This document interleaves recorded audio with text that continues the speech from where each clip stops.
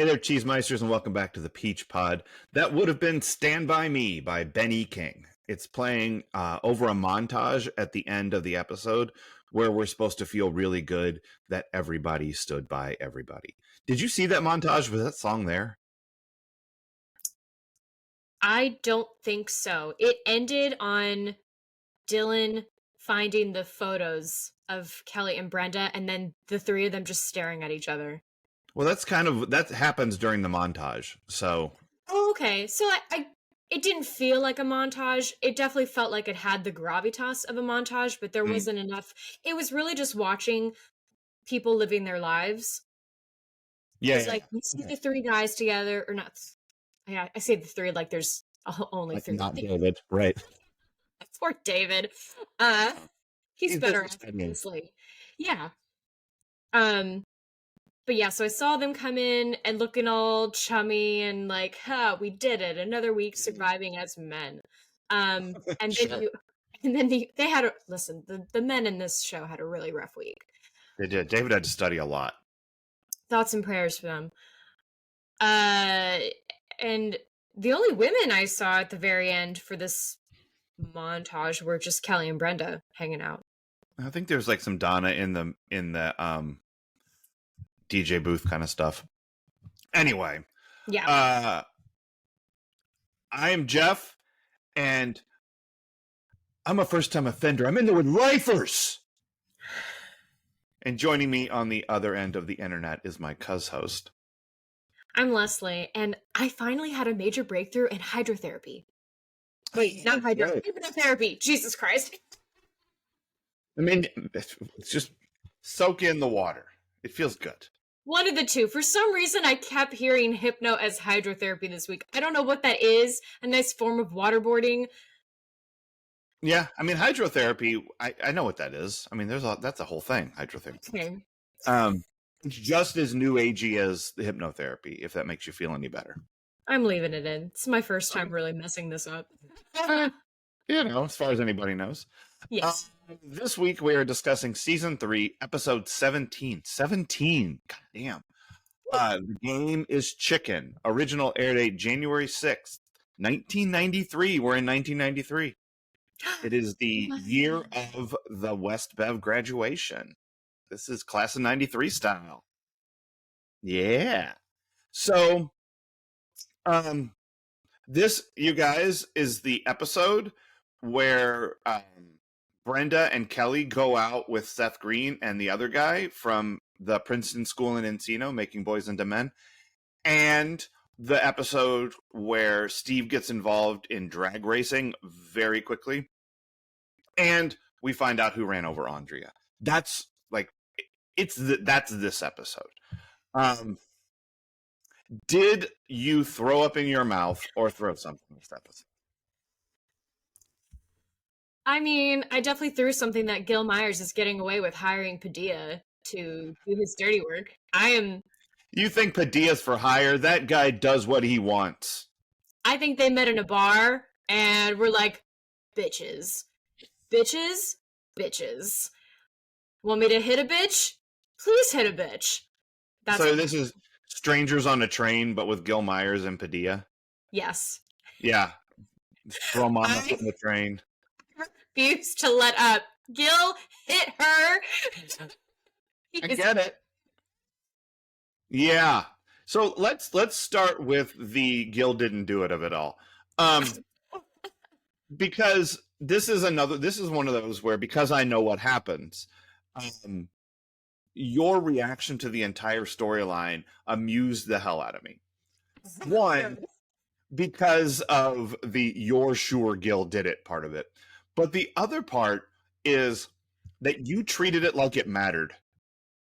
Like, but not the way they told it. Like, Andrea has nothing. She is like, this is such a small storyline. Like, it doesn't do anything. Like, it puts Andrea in a wheelchair for a few weeks, which maybe Gabrielle Carter's needed. I'm not sure. But it puts her in a wheelchair. It gives Steve a chance to, like, but he's going to be shitty with her anyway, trying to like dig into this to the legacy key stuff.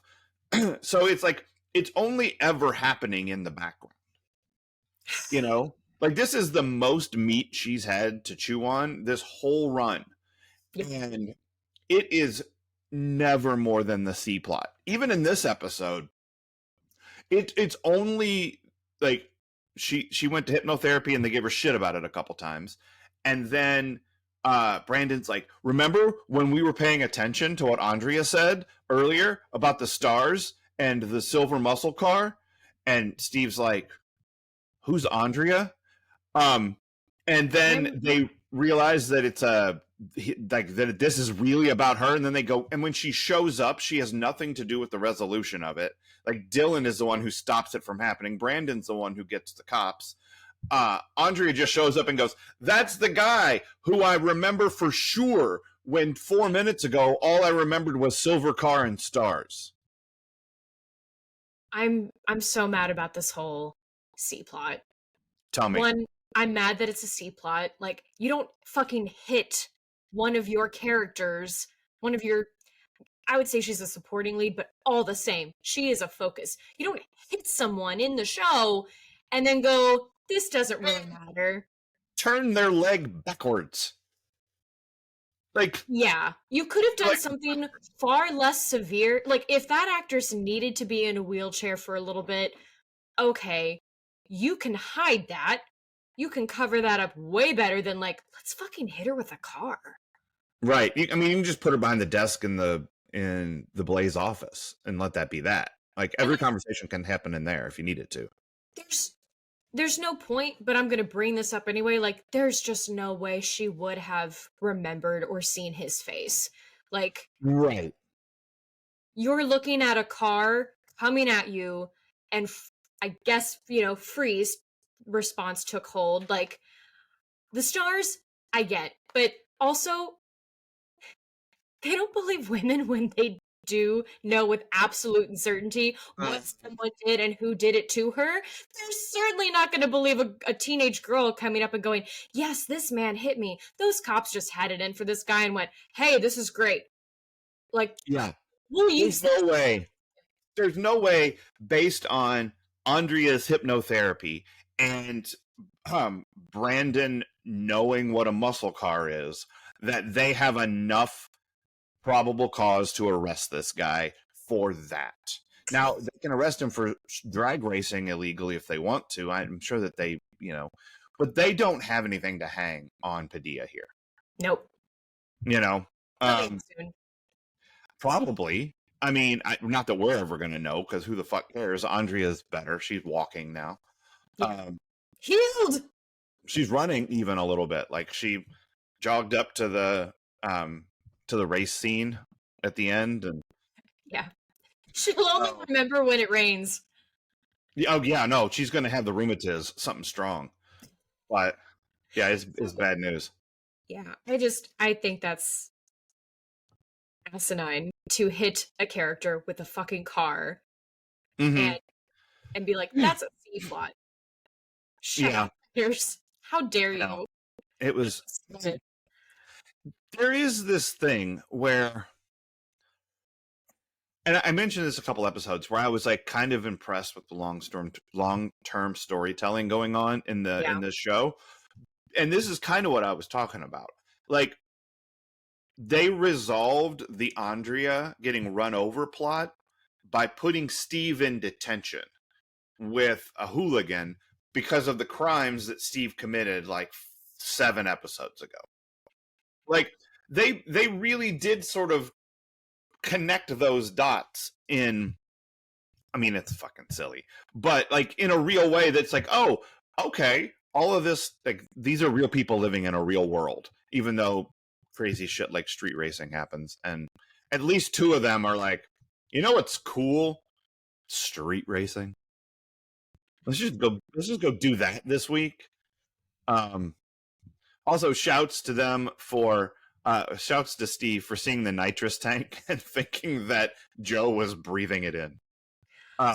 Right? Just taking hits of nitrous. I mean, that's a thing people do. I get it. but it's in his car and it's attached to things in the. You're not. Jesus Christ, Steve. I briefly revisited teenage Leslie's brain because I was like, nitrous? What is he talking about? And I went, oh yeah, people huff that shit, I guess. Sure. But not from the trunk of their car attached to the engine of their car. You don't know, man. It could be the 90210 It could be. They roll the windows up and hot box with nitrous. You've heard of hitting nitrous, but have you ever done it from the trunk of your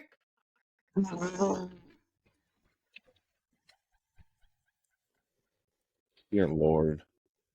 Yeah. Something going on in this episode. Yeah. So I don't know what more. Is there anything more to say about Andrea catching her killer? Her runner. I mean, he got caught. Brandon did it. Because he really wants to gamble. So that's a thing. Let's talk about that. Yes. You texted me and you said something about this is like twice now that Brandon has mentioned gambling. Like, I feel like there's something coming here. And you are 100% correct, and you only have to wait till next week. I did accidentally read the synopsis. It doesn't reveal anything other than like something with a bookie, and I was like pointing like Leo. Yep. Duke is back. Wait. Oh no! Yeah, from the racetrack. Billy Vera himself. What did you think he would do at this moment? He would come back and beat. Probably get into some chicken fights, dog fights, something really gross. Yeah, well, I mean, we'll see. But that's for later. But again, seeding. Like, they're putting in these little pieces, and you picked up on one of them. Good job. Thank you. I know, it's very impressive. I was like, oh, she knows Brandon's going to get into some gambling. So that's interesting. All right. So then, how do you feel about the Princeton School for Boys? What the fuck is this? I kind of like it. It's kind of fun. It's very stupid, but it's funny. Like, it's a gag bit storyline. It is. It gives us Seth Green in 90210, which I'm all for. I think the only problems I had with it were, of course, the fact that I didn't think it was believable that these boys like basically ignored the girls for a lot of the date. Sure. Well, they're video games. You all have looked at them. You all have seen that you have been blessed this evening. Yes. Uh-huh. And then I also had a problem with the fact that the girls didn't eat on the date. I was like, oh, fucking 1990s, I swear to God. Right. Yeah. I mean, but would you have subjected yourself to chili cheese whatever from the arcade? I'm so torn because I'm like, wait, how is my body responding to Crohn's disease? If this is freshman year, Leslie, probably. If this is post Crohn's diagnosis, I'm probably not going to be eating. Or I'm going to be like, I will get the nachos and nothing else. Mm-hmm. Yeah, I would have had trouble picking out something to eat. Look, neither one of them is wearing a brown dress. So whatever they eat is going to show. There's just no hiding it. Like, Kelly's wearing the Deadpool outfit, so that the blood hides. And black is good. Kelly's in black. Brenda's in red. Okay, flip it. Yeah. Either way. Yeah, you're right. Brenda's in red. She's going to cover... the blood's fine. But neither one of them is hiding a shit stain. And that food that they are eating is going to run through everybody. It is bad. Even teenagers? Maybe not right away, but sure. Okay. Yeah, I mean... I was eating White Castles, and I was doing okay. Every time I ate White Castles, it was a problem. Thank you, Crohn's medicine. For allowing you to eat White Castles again? Yes. I mean, I need to be back on stuff, but as a teenager, I'm talking retrospectively. Oh, okay. Yeah, I haven't had a White Castle in like 20 years, but it's come up recently. Liam said, I've never had a White Castle. And I'm like, you know what? They're fucking good. What? He needs to have one. I agree, but like that means I have to go through the drive-through, and it's like I just have not ever. Like, there's one near us, and I just haven't done it. Rings. They're fine. They're good for people with tummy problems. No, if you're gonna go, dear Lord, if you're gonna go to a White Castle, you fucking get a White Castle. You get the sliders. You get the little hamburgers. Like, Sometimes concessions have to be made. no, you just don't go. If you're going there for chicken rings, you're doing the wrong thing. Well, I do a lot of things wrong, Jeff. Why do you think I am where I am? Go to a chicken place for chicken things. Don't go to a greasy, steamed hamburger establishment for chicken rings, which is not a thing. That's weird, chicken rings. Yeah. They're delicious. I'm sure that they are. They're just breaded chicken. But why are they in ring form? That's off-putting. So that you can eat them, not that I do this, but, like raspberries, you could... That's how I eat. Yeah, sure. I mean, why? Who doesn't eat that way? I eat like a Muppet. Crumbs falling everywhere. Yes. Yeah, no, that's good. I feel bad for Cookie Monster. He never gets to taste a cookie. It just falls right I out. know. Oh, we are far afield. That's okay. So Adam and Wayne take Brenda. So Cindy sets them up on this date because of her tennis partners. Is it worth discussing the strength of the bond formed between tennis partners? Because it seems stronger than I think it must be. Because Cindy's like, well, I was talking to my tennis partner, and she said her son goes to Princeton. Now, what happens following this presupposes that they've never had more of a conversation than just my son goes to a school called Princeton. Like, she never mentioned how old her children are. She never mentioned what they're studying. She just said the word Princeton. It's the only thing that Cindy has heard. Yeah. But that tiny bit of interaction is enough of a bond where Brenda feels like they can't walk out on this date because it will destroy the tennis partnership. And that feels extreme to me. It feels extreme to me too. I have never had a tennis partner outside of whoever I was paired with in tennis lessons, but I never formed that bond with them. Well, if you'd ever asked them where their children went to school and then no follow-ups, then you maybe would have known.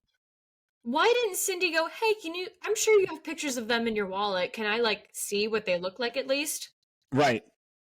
And then she shows them a picture of 1993 Seth Green, and she's like, oh, is this a baby picture? Right. No, I took this yesterday at his job at Rally's, which I want to talk about later.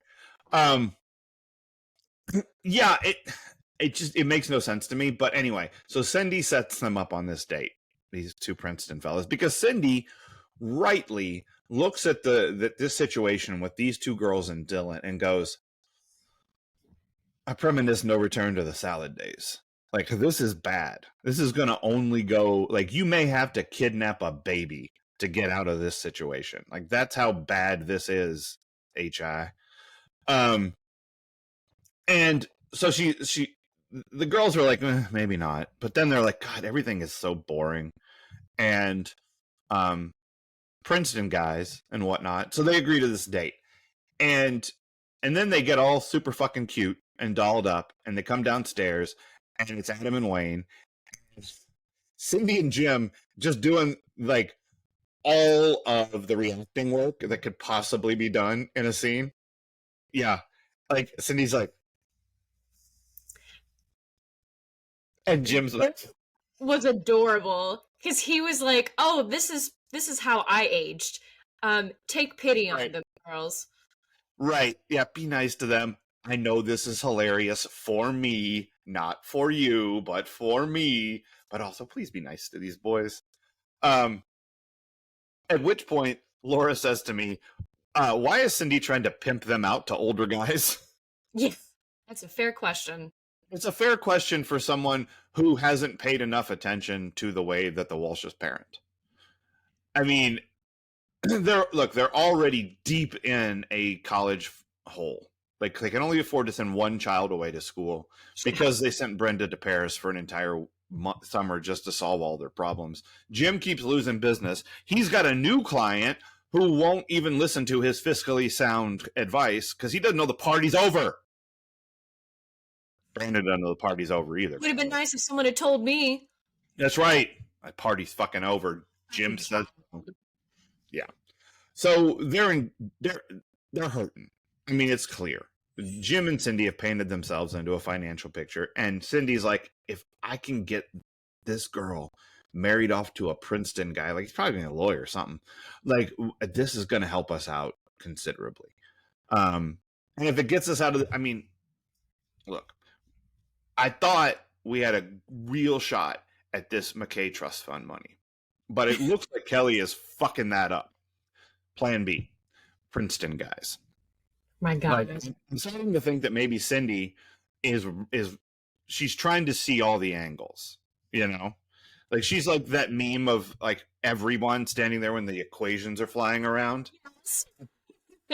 That's her. She's doing all the calculations, and she comes up with the Princeton School in Encino making boys into men. Yeah, and so the Adam and Wayne have seen Karate Kid, and they understand that the best thing you can do on a date in Southern California is go to an arcade. Because I would go. They didn't go to golf and stuff, but I swear to God, next time I go to California, I'm going to golf and stuff. I really want to go there. It looks like the greatest place on earth. Yay, let's do it. Yeah, golf and stuff. That's not where they go, but they understand that, look, you know, he took Allie there, so we can take these two chicks to an arcade and then ignore them, play an X-Men game, which is awesome. Yeah. Did you even see that? Like when they were playing to get to level 10, they didn't show what they were playing? No. Oh, yeah, they're playing an X-Men game. Because they showed on the one I saw. I get the weird thing they added out of this. And Adam and Wayne, they go have a good time.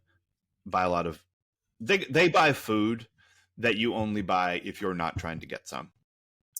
Well, I'm going to be crass. I don't think their balls have dropped. So they're probably not even thinking that.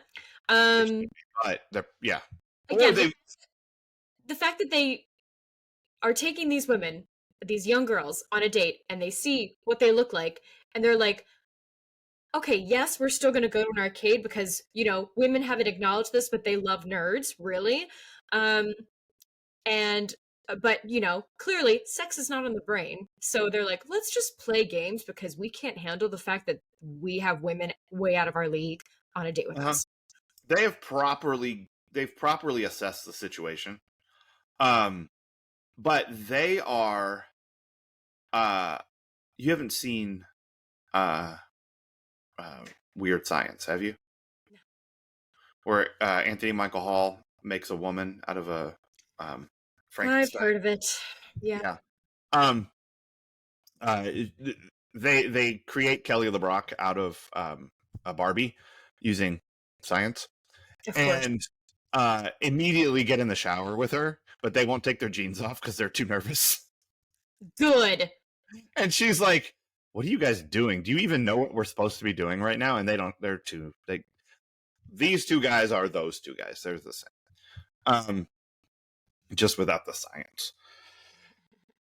But Kelly and Brenda have a really fun night together. Yeah. You know, like they're having girl time. It's bonding. It's happy fun. It's, you know, there's a picture booth, you know. They have a lot of fun, and they know that they're never going to let a man come between them. 3, 2, 1. Lord help the mister that gets between me and my sister. Oh, but Lord help the sister who gets between me and my man. And this is fucking truth. So, I don't want to tell you what happens, but it ain't gonna be pretty. You okay? I mean, this situation is not going to resolve where everyone is friends all the time. They're not going to find Oh, a pair of jeans that fit all of them and unite them? they should. Fucking I mean, traveling pants are the way to go. yes, they are. Um, yeah. So those are the things that happen in this episode. All of that stuff. What's this episode really about? I think you better start this one because I don't know. My analysis of this and what it's really about feels so bitter. Okay. I don't want to go there first. Okay. So I'll start. I have a number of things that I think this is really about. One, this episode is about people not taking each other seriously. Mm. Like, it starts out where Dylan is lamenting to Brandon the woes of these two women. And Brandon's like, dude, this doesn't really seem like a problem. Mm-hmm. Like, it seems like you're in the catbird seat here. And Dylan's like, they're tearing me apart, Lisa. It's the whole thing. Yeah. And then Steve comes out, and he's like all pissed off at Joe for, chuckying his butt. And they're like, don't do the crime if you can't do the time there, Steve-O. Like, it's fucking detention. Suck it up, Buttercup. Yep. But Steve is very upset. Things are sad for me. But then Steve is like, hey, drag racing. And Brandon is like, cool. I like the sound of that thing I've never shown interest in. And then Dylan is like, you guys, these are bad people. Like, you know how bad they are? I've met them. And I only know the bad people in Los Angeles. Like, this guy knows me by sight. Is that McKay? Yeah, it is. But they don't take Dylan seriously when he's like, this is a fucking scam. And even when Dylan lays out exactly what's going to happen for Steve, and then it happens in exactly that way, Steve is still like, I think this could be on the level. I think it's totally fine. Seems legit to me. Seems fine. I get it. All of this checks out. And then when Steve is like having some second thoughts, Brandon is like, bitch, if I had this money, we wouldn't be having this conversation. And like, I don't even care what you're saying. I'm not taking you seriously either, clown shoes. I want to win money on gambling, on illegal street racing, which I'm very much okay with, Andrea. Don't worry about it. No one takes Andrea's hypnotherapy seriously. No. And they're like, it's jokes. I mean, you mean like tweeting birds? Because trauma is hilarious. Because people seeking to heal themselves from pain is hilarious. These silly women, so hysterical. If you do it like that, where you like try something at anything, it's going to be hilarious. So yeah, they don't take her shit seriously.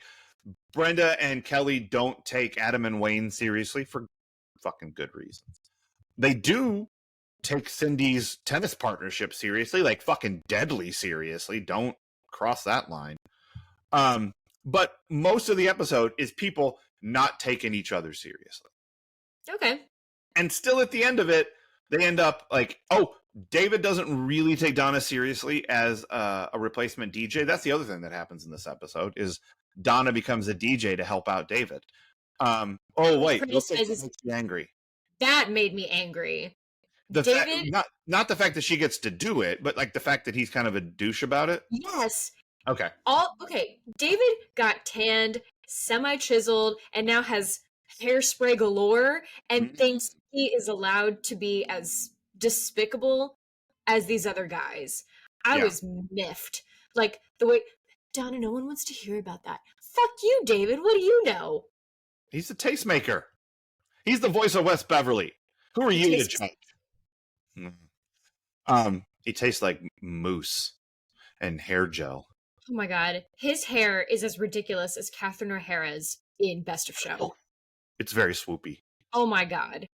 Yeah, Dylan's hair's gotten very high this season too. They're all getting higher. Brandon's Yeah. is getting higher. Like, what a Steve is time. taking a step in the right direction by taking away the mullet. Like he was. Yes. Everybody else is sillier by the moment.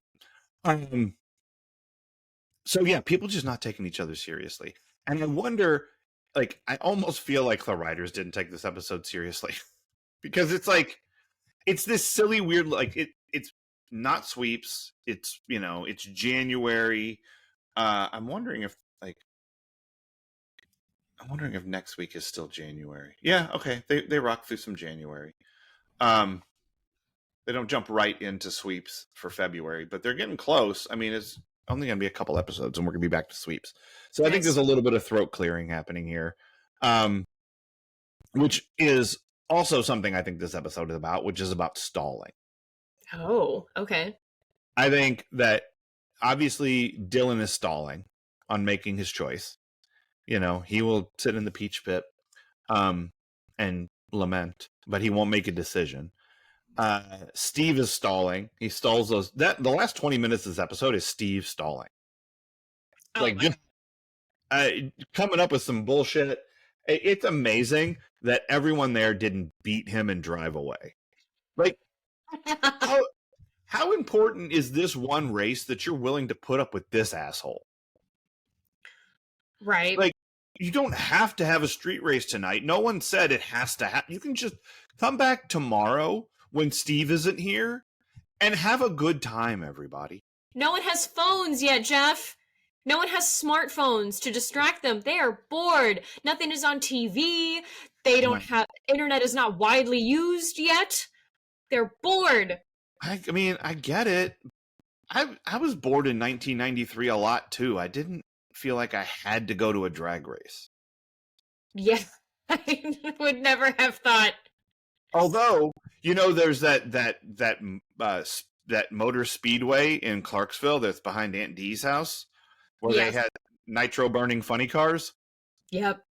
Sunday. We could have done that. I know people who did that. I'm pretty sure we have uncles who went to that a lot. I feel like that was an Uncle Steve move. I feel like he enjoyed that place. Probably.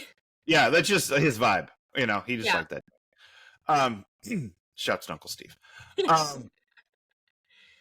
But I was never that bored where I was like, look, if we don't have this street race tonight, it's over.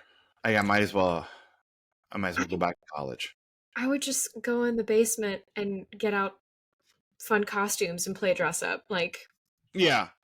I mean, here's the other thing, and not to bring up something that neither one of us really wants to discuss, but Frank is like 30, right?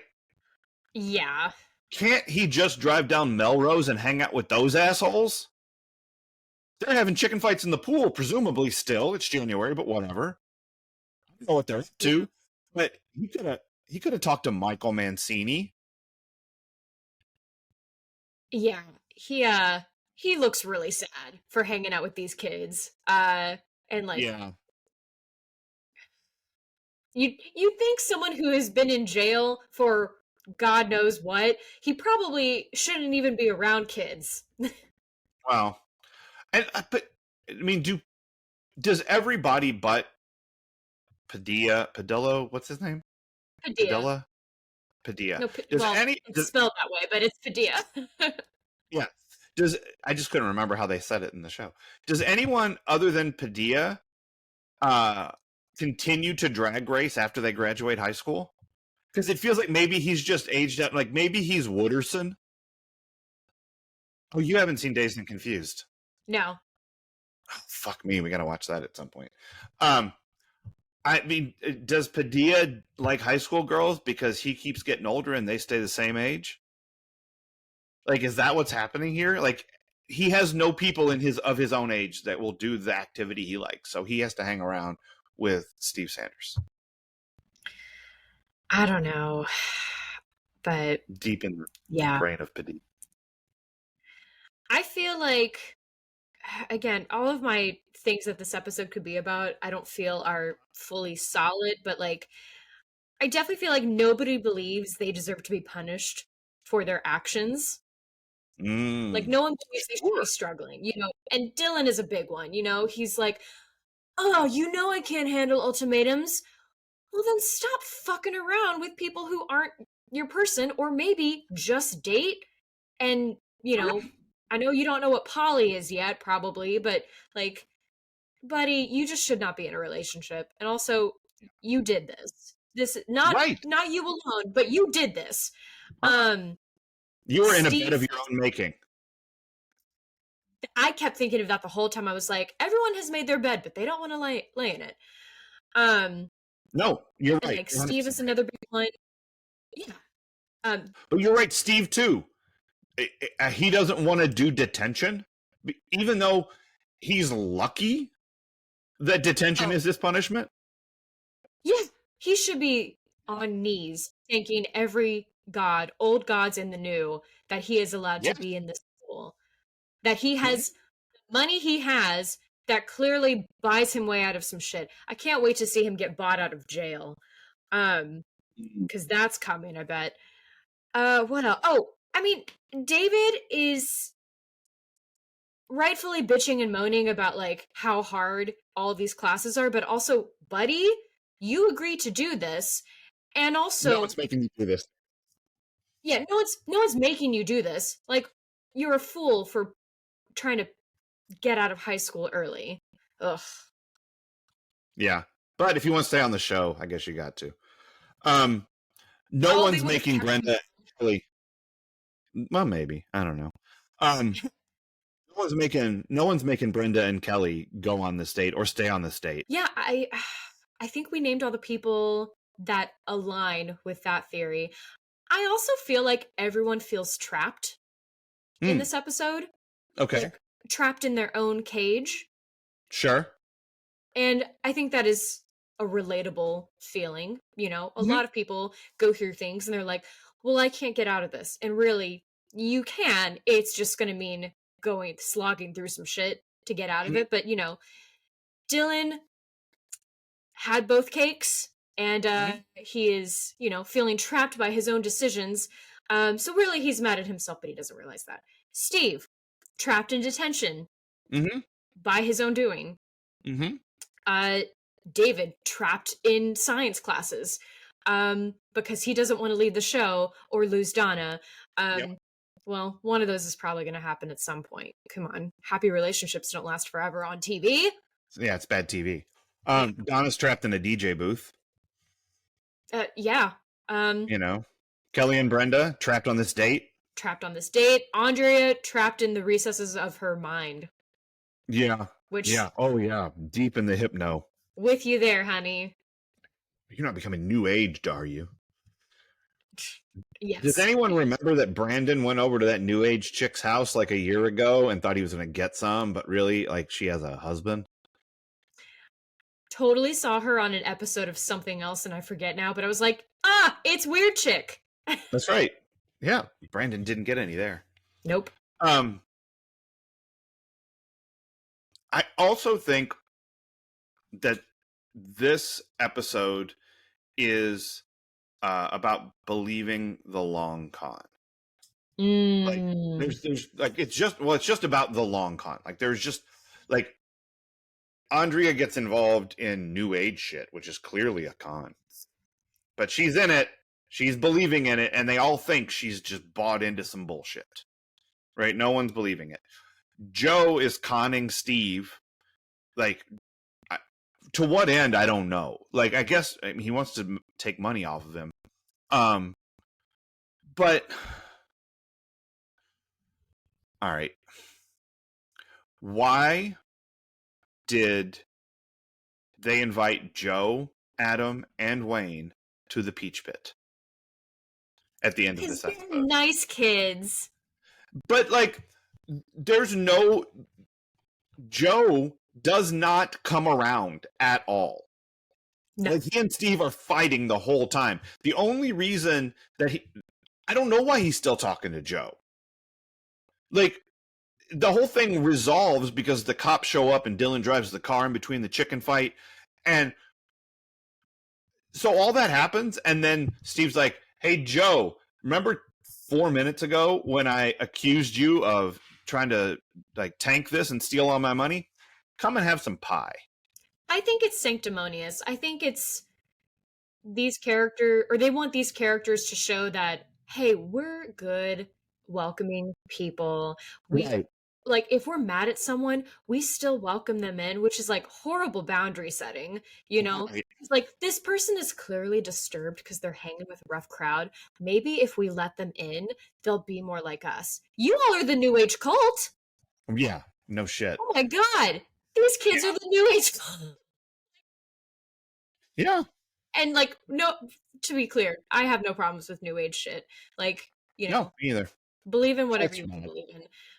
Just yeah, don't be harmful. Don't join a cult. Edict. Edict.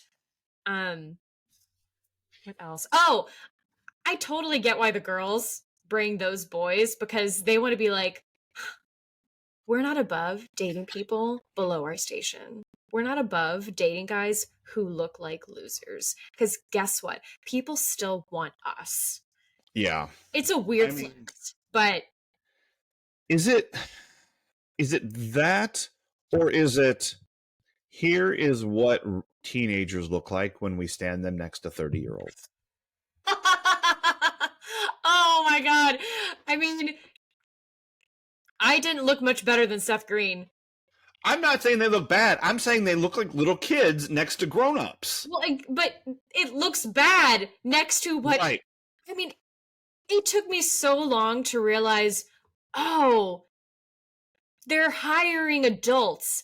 That's why I don't look that way. Right. Like, I think it took me and my body finally developing, you know, way later than anyone else to be like, oh, this is why they don't want undeveloped people on here, because that's not sexy. Right. Yeah, that person has to be like the goof or the clown or whatever. But it is, and I looked it up. Seth Green was 19 when this was shot. But yeah, he's just. I mean, he was, but everyone else is 25 or older. Yeah. You know, I guess that's not true. I guess who was Brian and Tori were probably 20. 18? 20? They were 18 when it started. So in season 1 they were 18. So by season 3 they're 20. But Donna, Tori especially, just has a very teenagery body. But like, Sure. you know, grow up in Hollywood, that kind of thing can happen. Right.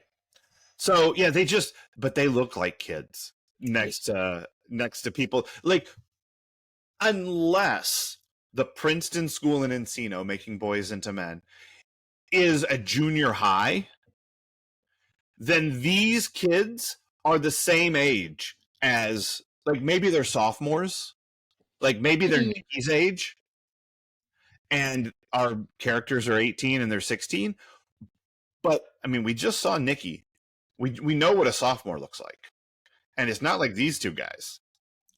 You know, and not that we're debating whether or not to like hire adults, because I do stand by. I think stick with hiring 20-somethings to play teens. Yeah, it just looks funny. It looks really weird. Like, I'm thinking back over the last few years, with shows like, I mean, people had a really hard time seeing Arya Stark lose her virginity, because we have seen her since baby, even though she was like 12 when she started. And a similar thing is going to happen, is happening with the Stranger Things cast. They were babies. Yeah, they're in their mid-20s now, like all of them. And like, and so it's, yes, like, we just finished rewatching all of the Harry Potter movies recently, and like those were put together in quick succession. Mm-hmm. Even as quickly as they were done, like there's still a big change between them. Like, and you hope so. Like that's healthy. That's growth. But it's really weird to watch, and that's probably why all of the intimacy in those movies looks really fucking weird. I would imagine, yeah. But yeah, but if you bring in these two other high school students into the Peach Pit and stand them next to all of the people in this show, they don't look like they're anywhere near the same age. Put them next to Luke. No, they had to leave. They had to leave Luke, Jason, and Ian sitting down, and not to mention fucking Joe with his Canadian tuxedo he had going on over there. Yeah. Good look. I like it. One other thing that I needed to ask you about here, because I've seen this whole show, and it always felt to me like at some point Brandon turns a little more aggro. And I think I've pinpointed the moment. I think it's when he punches Diesel. I think you're right. Like there's a switch that happens in him where he goes from just yelling at people to being forcefully confrontational. Well, and not just physically. He definitely started this season on a different note. Like he was leaning more. He's clearly had some of the Kool-Aid at the Sanders house because he's leaning more into what Steve's about. Like, we got to get these babes, these hard-bodied babes. He was chewing gum. Like, sure. Brandon started the season on some incel bullshit. Yeah, but like he wasn't like in Home and Away, he's not aggro. He's not trying to fight everybody. Yeah. And in this one, it's like he was ready to fight anyone who won't let him gamble on car racing. Yeah. Like it's weird. There's a posture. Yeah, there's a posture to everything he's doing that just feels aggressive. And he's so mad about not being as rich as his friends. Like he's not poor. He's right. Also, can you hear the car? I can't, but it's fine. You live in a city. I know, but it makes me mad that it acts like a city. Anyway, things being what they are. Yeah, he seems really pissed. And that goes back to the episode about like we can only pay for one of you to go to college, which they went back on anyway, and we're like, just kidding. We just wanted to make you kids fight. We're bored too. That's right. And we don't have car racing to go to. No. We're even older than Padilla. Dear Cindy and Jim, make friends who have key parties. There's your thing. No, they met Bob and Trudy already. What are you talking about? They were totally weirded out by that. They need to have options. No, they were weirded out because, listen, I don't know who would have won in that case. They were both undesirable. They need to go to a party with options. They need to go to a king. Real aggressive. They should, because the Bob and Trudy, super aggressive swingers. So that's possible they're just put off to the whole thing. Yeah. But as next episode we'll ask, midlife, now what? Now what? I'm so scared. You should be scared. Then the last thing that I think this episode is about, and it's the thing they want it to be about, is Stand By Me. They want it to be that at the end of all of this bonkers nonsense that's been going on, these kids are together.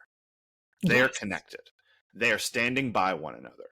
Dylan drives his Porsche that he loves in between two cars determined to hit each other just to save his friend. And like Steve is, don't call Steve Pinkin or make fun of his mom, because he will jump off a building to prove that you are wrong. And Dylan will stop him. He reacts as aggressively to anyone breathing a mention of his mother as Danny Zuko does to the pink slip moment. I don't know what a pink slip is. He acts like Marty McFly in Back to the Future 3. Like if you say chicken to him, he will murder himself. Makes no sense to me, but this is what Steve is up to in this episode. You all need bigger problems. Yeah, but everyone is standing by one another. Kelly and Brenda still standing by each other. Donna and David standing by each other. Andrea's standing at all. Yep. Walking. Just literally walking places. It's awesome. Good job, Andrea. So like that's what they're trying to do here, but also it's 90210, so there's some silly bullshit going on. Yeah. All right, what did this make you nostalgic for? Getting a Hostess cupcake in my lunchbox. Oh, those are yummy. Yeah, my dad used I'm to more make of a Little Debbie Swiss cake roll guy, but I like it. I'm with you. Well, and I'm a big fan of the Little Debbie oatmeal cream pies. Those are delicious. How do you feel about the double oatmeal cream pies? Have you seen those? I know about those. Okay, so now this is going to go off on a whole different thing, but this is great for Nostalgia Corner. They had those at Floyd Central, and my freshman year best friend, who only our friendship lessened just because she went to another school the next few years. But anyway, she was wonderful. We would split one. Okay. Like that would be our thing on Fridays. We wouldn't sit in the cafeteria with all the other plebes. We would walk over to the theater area with our fries and our double-decker oatmeal cream pie, split both, and hope that we saw our senior crushes. Oh, very nice. That does sound lovely. It was lovely. Let me ask you about this though, about the oatmeal cream pie double-decker thing. So often in food, it and candy in particular, but this also applies to the Filet-O-Fish sandwich at McDonald's. Mm-hmm. It's about the ratios. Yes. Right? So, for example, the best candy that exists, and this is not up for debate, is the Reese's Peanut Butter Cup Easter eggs. Yes! See, yes! I told you. And the reason they're the best, they're better than regular Reese's, they're better than any of the other holiday ones, is because that candy has perfected the peanut butter to chocolate ratio. It's exactly what it's supposed to be. Yes. So if you doubled that, if you made a double-decker Easter egg, it would be bad because it would distort that perfect balance. Same thing happens if you get a Filet-O-Fish sandwich, and then McDonald's has this double Filet-O-Fish sandwich where they put two of the patties. And it's not, it doesn't, just microphone, it doesn't taste as good as two singles because the ratios are off. I don't think that applies to the double oatmeal cream pie. I think that still works really well. They did it perfectly because, like, I don't remember there ever being too much stuffing. The middle layer was obviously thin, but like the outer layers were a little thicker. Yeah. Yeah. No, I think they nail it, but like that ratio thing is really important. And props to Little Debbie. She's the best. She is the best. But I like your nostalgia corner. Shout out to Lauren. I hope you're doing well. I hope so too. All right. I have a double. Oh. And one of them just happened because I was Googling shit. But when Brandon and Steve win the race, the first race, and they got that money, they go cha-ching. Yes. Which had to have been an ad lib. Because that's like almost any time Brandon or Steve ends a scene by saying something, it's usually something that they just added. Wow. Like, because they put buttons on scenes all the time, especially if it's something that is clearly supposed to be a joke to somebody, even if it isn't funny. But this one seems to me to be a direct reference to Seth Green's Rally's commercial that came out in 1992. It was on the air right now when Seth Green is guest starring on this episode. And in that Rally's commercial, and everyone should look it up, it's on YouTube. I sent it to Leslie. Seth Green is like, cha-ching, cha-ching, cha-ching. It was like a fucking catchphrase. And they were tip of the hat to Seth Green in that moment. I'm like 108% sure that that's what's going on there. They're like, Seth Green's in this episode. Cha-ching. So it made me nostalgic for that commercial, which I hadn't seen in a long time. But then I saw Donna wearing that sunflower hat, and I'm probably I'm I'm juxtaposing things. Like she probably doesn't wear that in any of these, but what it reminded me of was the Beverly Hills 90210 soundtrack, which came out during senior season. The first one. There's 3 of them. They did this one that came out in 92. They do the college years, which comes out in 94, and then they do Songs from the Peach Pit in 96. So there's 3 of these.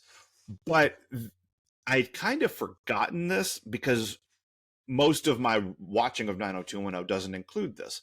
But senior year, they had special closing credits, which I sent you a montage of. I don't know if you got a chance to watch that.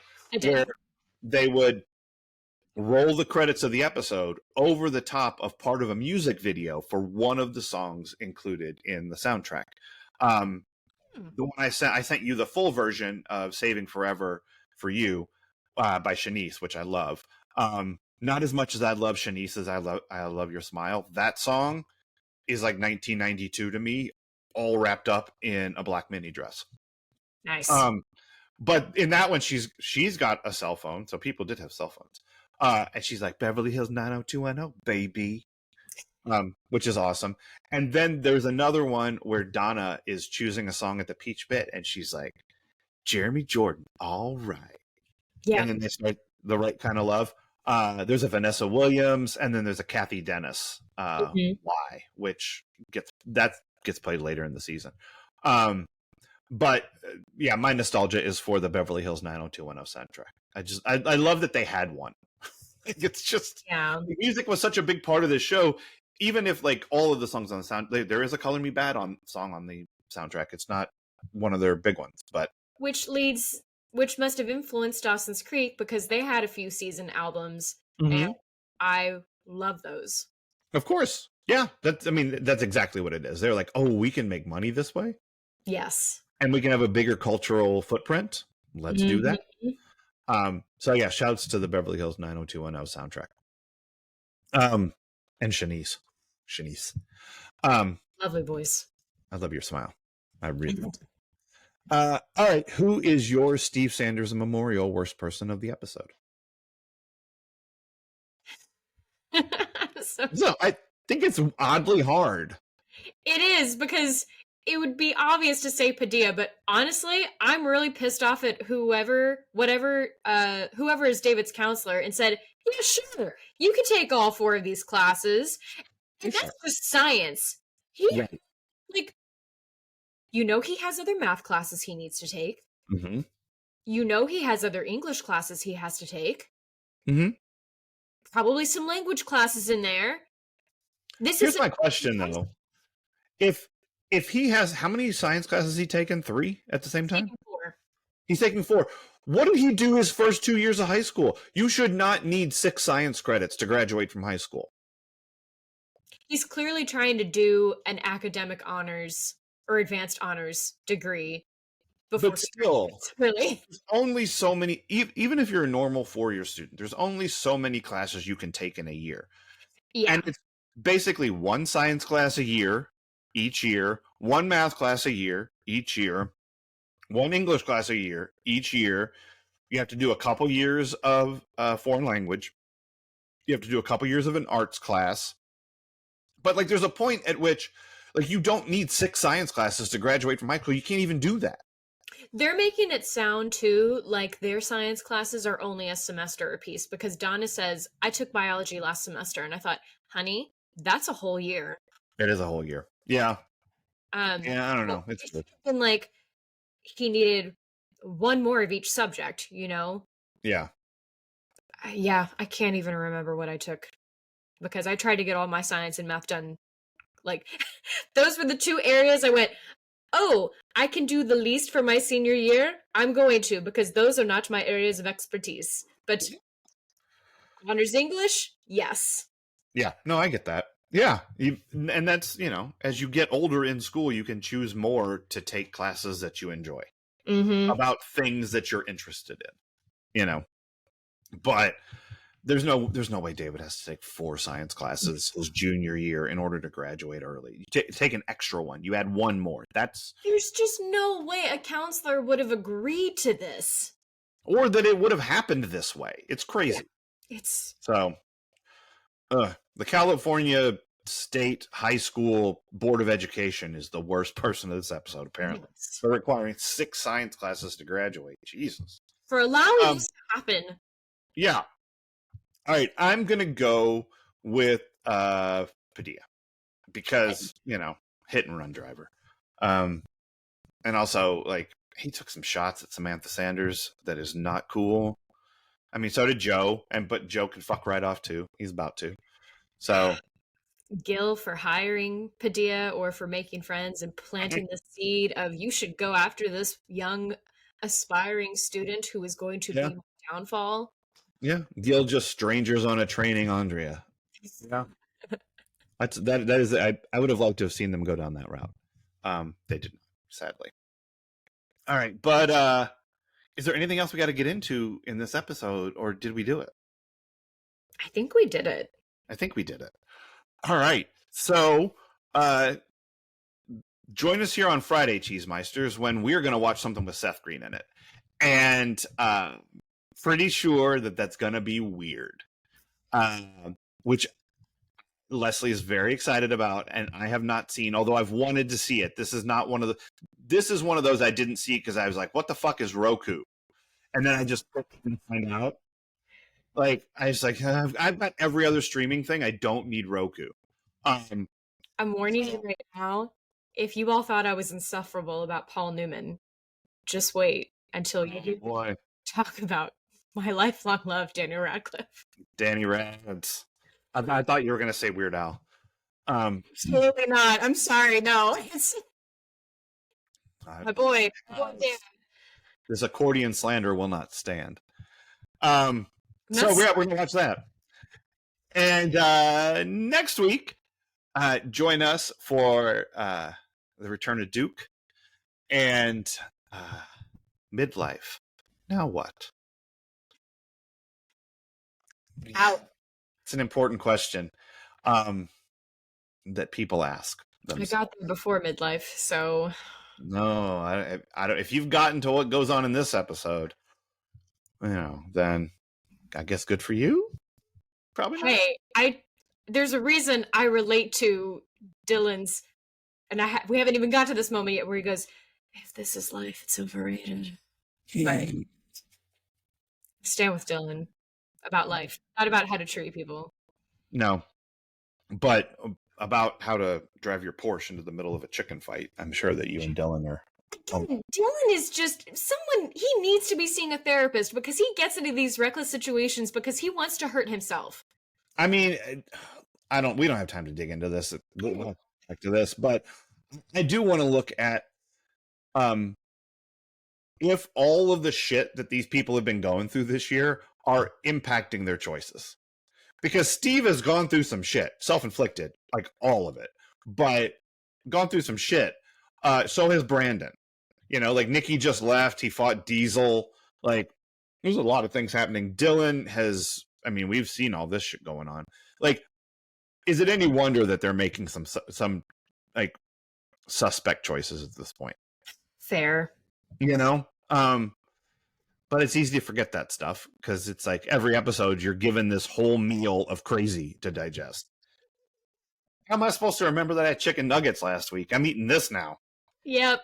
So, all right. Well, until then, Cheesemeisters. Bye.